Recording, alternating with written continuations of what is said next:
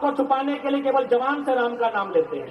अगर वास्तव में राम को आदर्श मानते हैं, मैं आज इस हजारों की भीड़ से, सम्मानित मीडिया बंधुओं के बीच से, मीडिया की बहनों के बीच से हजारीबाग के सांसद को चुनौती देता हूं कि वास्तव में अगर आप राम को मानते हैं तो 50,000 करोड़ की संपत्ति में 1,000 करोड़ रखिए, बाकी उन 50,000 करोड़ आप जनता को दान कर दीजिए। ये राम का चरित्र हो सकता है, ये राम का आदर्श हो सकता है।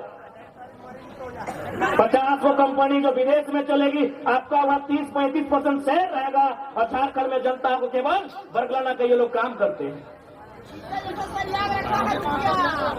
आज झारखंड गरीब नहीं है मेरे साथियों, मेरी माताओं, मेरे बहनों, मेरे बुद्धिजीवी अभिभावकों, इस झारखंड को गरीब बनाया जाता है। झारखंड नहीं है गरीब।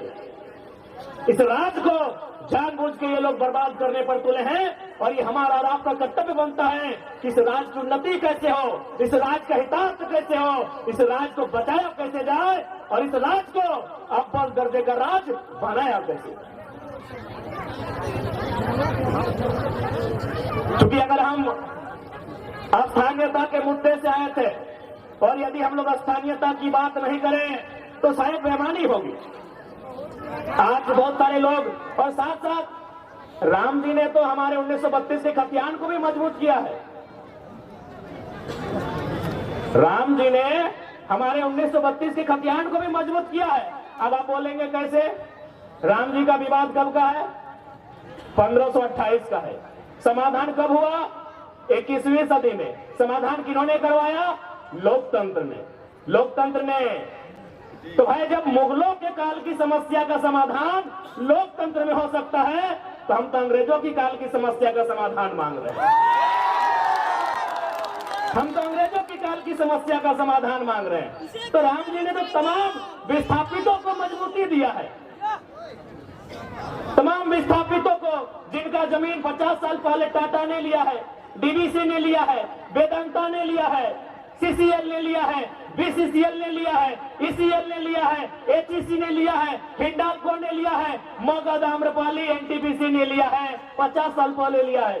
जब राम जी की समस्या का समाधान 500 साल बाद यही लोकतंत्र का बुनियादी, यही लोकतंत्र का सर्वोच्च न्यायालय करता है, तो 50 साल पहले जो हमारा जमीन अधिग्रहण हुआ है विकास के नाम पे, जो आज खाली पड़ा है, जो टाटा के कब्जे में है, कहीं एचईसी के कब्जे में है, कहीं हिंडाल्को के कब्जे में है, कहीं एनटीपीसी कब्जे में है, तो क्या हमारा भी अधिकार नहीं बनता है कि लोकतंत्र उसका समाधान करे?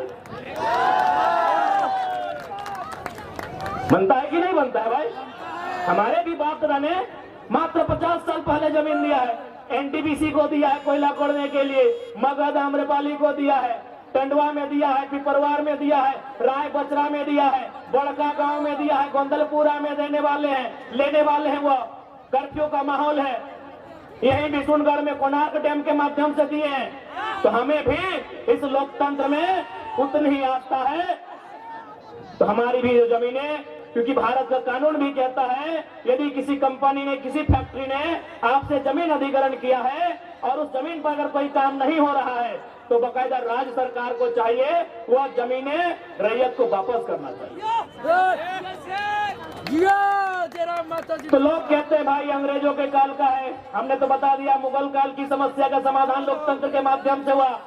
आप एक बात बताइए, जो लोग कहते हैं ये अंग्रेजों की काल की समस्या है, अंग्रेजों का कानून है, तो भारत के बुद्धिजीवी लोग बताए तो कि भारत का क्या है? भारत के लोग हमें बताएं। हम लोग थोड़ा कम पढ़े लिखे नौजवान हैं, अभी पढ़ाई लिखाई कर ही रहे। भारत का है क्या?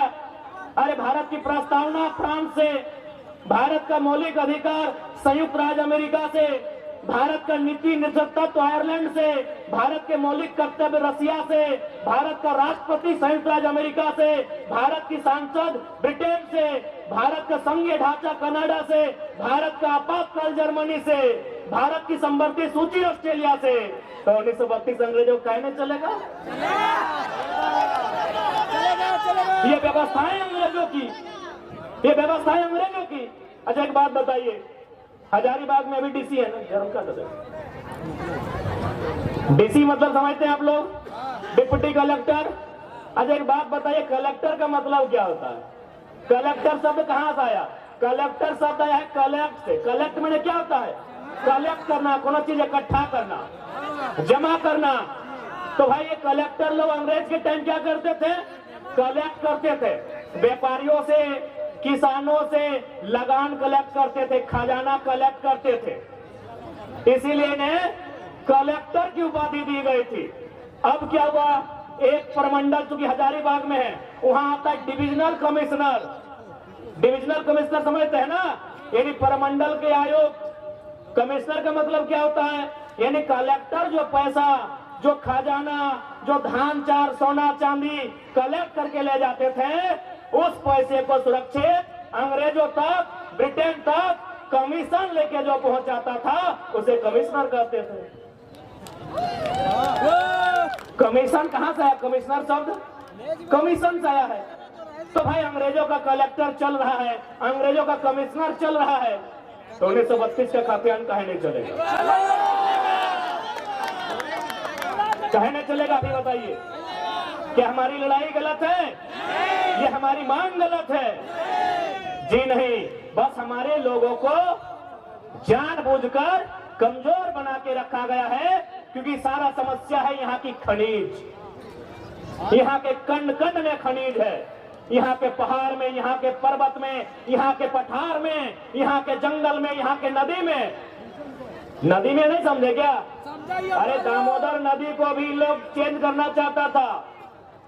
ये पैसे के लालची लोग, क्योंकि दामोदर नदी के नीचे मैक्सिमम कोयला है, ये लोग दामोदर नदी के बहाव को बदलना चाहता था। यानी यहाँ के पहाड़ में खनिज, यहाँ के नदी में खनिज, यहाँ के नालों में खनिज। इसीलिए जानबूझ के झारखंड की व्यवस्था को चौपट किया गया है। अब आप कहेंगे कैसे? क्योंकि हजारीबाग को मैंने अक्सर कहा है, ये एजुकेशन हब है, शैक्षणिक राजधानी है।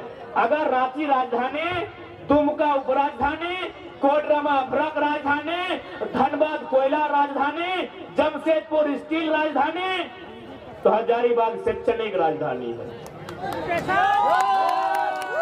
अब कैसे व्यवस्था को यहाँ का नेशनल नाबूद किया गया है, सुनिए। हम 2011 बैच के इंटर ऑफ साइंस के स्टूडेंट हैं।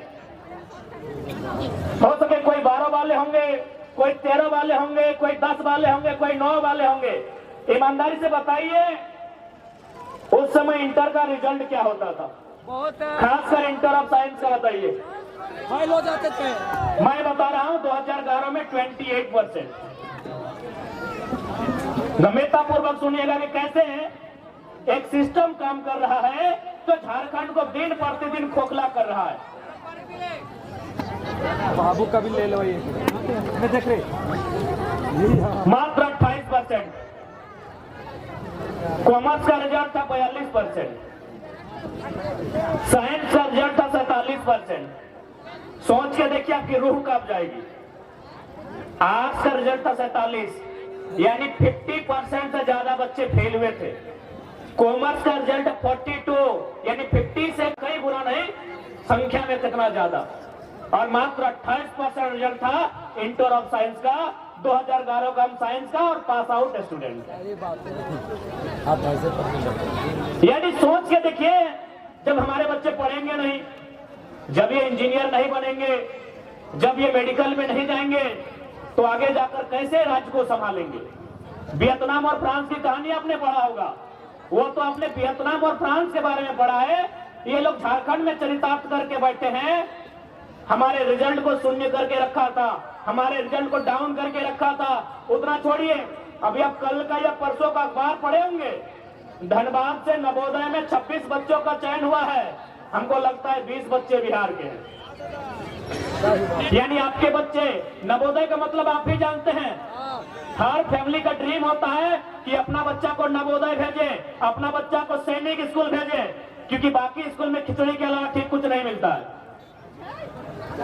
नेतरहाट, अच्छा माफी चाहेंगे, नेतरहाट है ना मिथिलेश साहब।